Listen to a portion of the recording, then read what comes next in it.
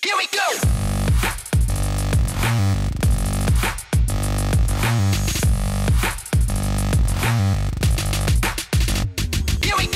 Pour moi, c'était tôt le matin, il y avait tous les meilleurs, il y avait Billy Kemper, il y avait tout le monde en fait. Il y avait Cora Rothman, il y avait Kaoli.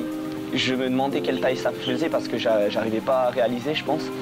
Mais je sentais à l'intérieur la puissance de la vague et tout ça, que c'était comme une vague de towing.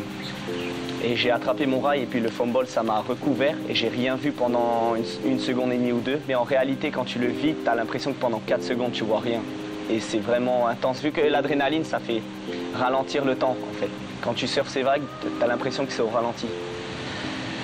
Donc j'ai été à l'intérieur et je pensais que j'allais bouffer. J'ai réussi à transpercer, je suis sorti. Il était 9 h du matin, enfin 8 h 30 du matin et la journée, elle était déjà super.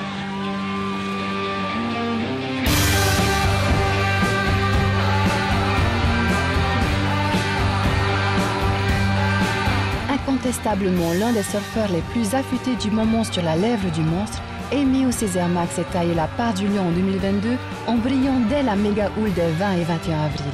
Il n'y a pas de secret, c'est que du travail et au bout d'un moment ça paye. Et ça arrive au moment où on en a le plus besoin, donc c'est cool. Et si le jeune champion s'est de nouveau distingué le 13 juillet lors du fameux Red Code 2 et plus encore le 13 août lors d'une autre houle historique, il est allé chercher ses succès une lame entre les dents. C'est déjà être fort mentalement parce que quand tu vois la vague, c'est bien de dire qu'on veut une grosse vague et tout ça, mais quand tu es devant, c'est là où tout se passe en fait. C'est quand tu vois la vague arriver que là, il faut avoir le mental pour se retourner et mettre sa tête en bas et juste y aller, quoi.